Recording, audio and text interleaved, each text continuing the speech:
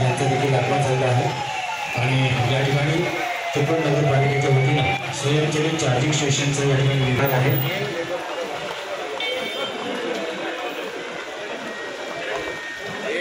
सन्माननीय उदय सामंत साहेब यांचं आगमन झालेलं आहे। सन्मान्य महाराष्ट्र राज्याचे उद्योगमंत्री तथा मराठी भाषा चार्जिंग स्टेशनच्या लोकार्पण कार्यक्रम या ठिकाणी संपन्न होत आहे। त्याचबरोबर माझी वसुंधरा अभियानांतर्गत या ठिकाणी त्या निधीतून तालुक्याचे लोकप्रिय आमदार शेखर निकम सर यांची देखील या निमित्तानं प्रमुख उपस्थिती आहे। त्याचबरोबर माजी आमदार माजी नगराध्यक्ष रेहानाताई भिजले, सुरेखाताई खेराडे, त्याचबरोबर सर्व आजी माजी नगरसेवक या सर्वांच्या उपस्थितीमध्ये या ठिकाणी स्वयंचलित चार्जिंग स्टेशनचा लोकार्पण सोहळा या ठिकाणी सन्मान्य सामान्य नागरिकांना अतिशय चांगल्या पद्धतीची सुविधा चिपळूण नगर परिषदेच्या वतीनं उपलब्ध करून देण्यात आलेली आहे आणि त्याचा लोकार्पण सोहळा या ठिकाणी संपन्न झालेला आहे। चिपळूण नगरपालिकेचे सन्मान्य मुख्याधिकारी यांची देखील उपस्थिती आहे। सन्मान्य प्रशासकीय अधिकारी पंकज पेलांकर या सर्वांच्या संकल्पनेतून अशा पद्धतीचे उपक्रम सातत्यपूर्ण राबवले जात आहे आणि त्याचाच एक भाग म्हणून या ठिकाणी स्वयंचलित चार्जिंग स्टेशनचं लोकार्पण सोहळा या ठिकाणी संपन्न होत आहे।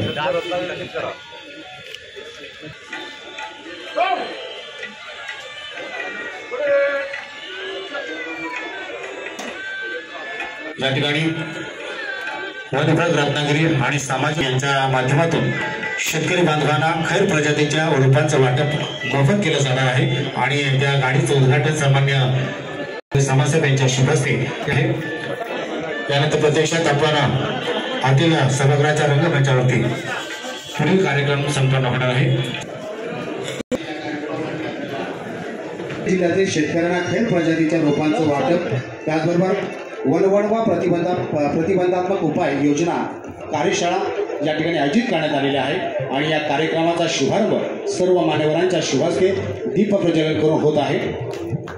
महाराष्ट्र राज्याचे उद्योगमंत्री तथा मराठी भाषा मंत्री रत्नागिरी जिल्ह्याचे पालकमंत्री सन्माननीय आदरणीय उदय सामंत साहेब यांच्या शुभास्ते देखील या ठिकाणी दीप प्रज्वलन होत आहे। सन्माननीय सदानंद चव्हाण साहेब, सन्माननीय रमेश भाई कदम साहेब या सर्व मान्यवरांच्या शुभास्ते आपण दीप प्रज्वलन करून घेत आहोत। महत्व म्हणून एक कुशल नेतृत्व म्हणून ते अवघ्या महाराष्ट्राला अवघ्या देशाला परिचित झालेले आहेत। त्यामुळे सामंत साहेब यांचं या ठिकाणी मनपूर्वक स्वागत केले जात आहे। त्यांचा यथोचित सन्मान सन्मान्य विभागीय वन अधिकारी गिरिजा देसाई मॅडम यांच्या शुभास्ते केला जात आहे।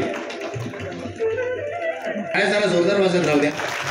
आपल्या लाडक्या व्यक्तिमत्वाचा या ठिकाणी सन्मान होत आहे। साहेब विभागीय वन अधिकारी सामाजिक वनीकरण विभाग रत्नागिरी सन्मान्य शेखर निकम सर यांचा एक टायगर सिंबॉल एक स्फूर्ती चिन्ह दिलं जात आहे।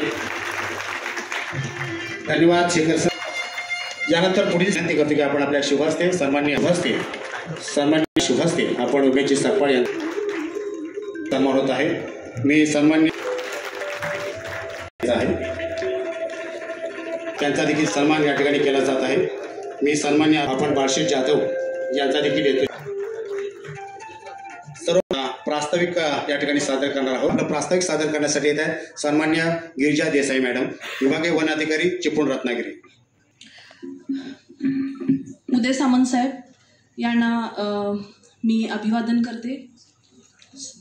व्यासपीठावरील उपस्थित माननीय शेखर निकम सर यांना मी अभिवादन करते। व्यासपीठावरील उपस्थित सर्व मान्यवर यांना अभिवादन करून मी मन साठवेन सर।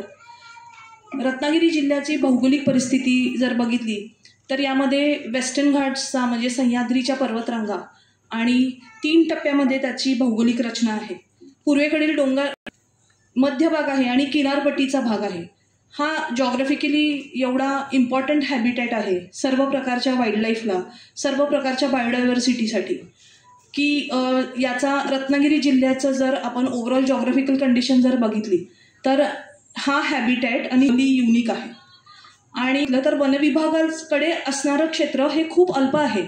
1.21% इतकंच वनविभागाचं आहे आणि इतक्या मोठ्या मोठ्या ह्या ज्या डोंगर रांगा आपल्याला दिसतात ह्या 99% या खाजगी मालकीच्या आहेत।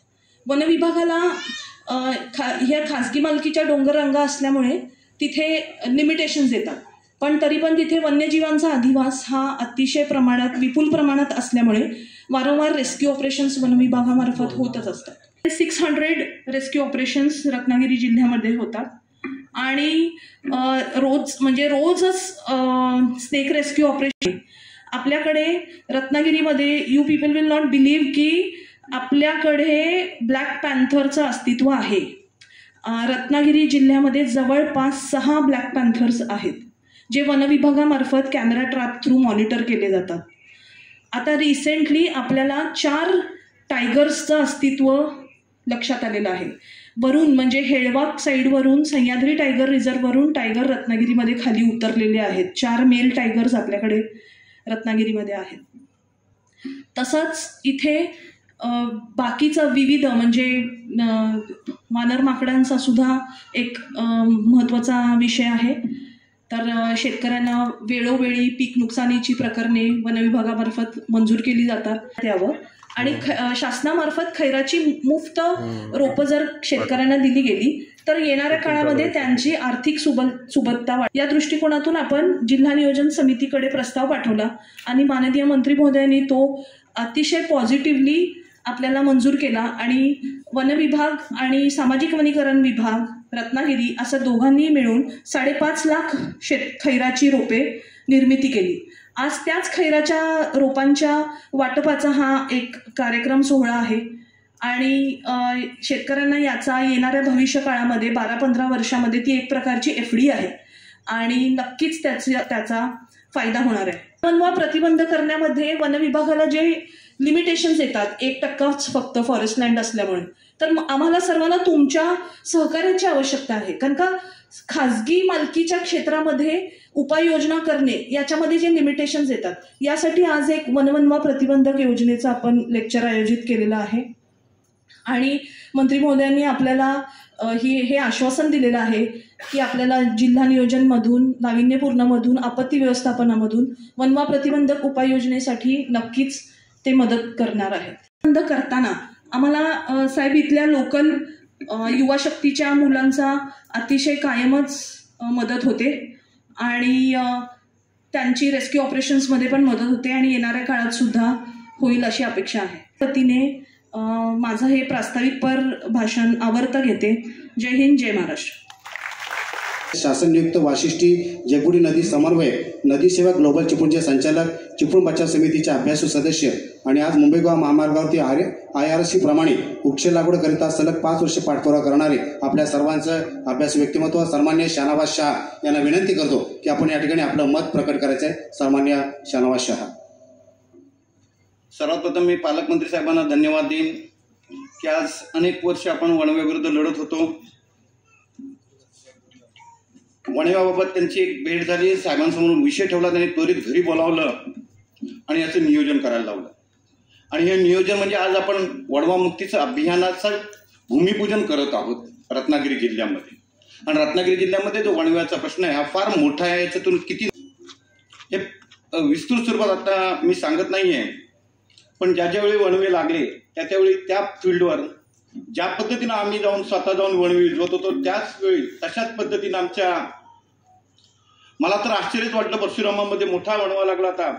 स्वतः मॅडम रात्री 11 वाजता संपूर्ण टीम घेऊन तिथे होते. आणि सावंत साहेब खास म्हणजे जे युवा याची साहेब मॅडमने उल्लेख केला, त्यांचा निहार कोवळे आणि त्यांचा ग्रुप हाही मोठ्या प्रमाणात तिथे वणवा विजवायला आला होता. तर हा जो प्रश्न आहे हा इतका विस्तृत आणि मोठ्या प्रमाणात आहे की एक आपल्याला वणवा म्हणजे शाप लागलेला आहे.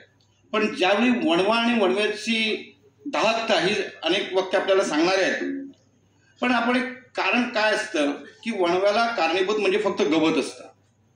जे मोठ्या प्रमाणात गवत वाढतं त्या गवतावर कुणीही काडी टाकली की तिथे वणवा लागतं.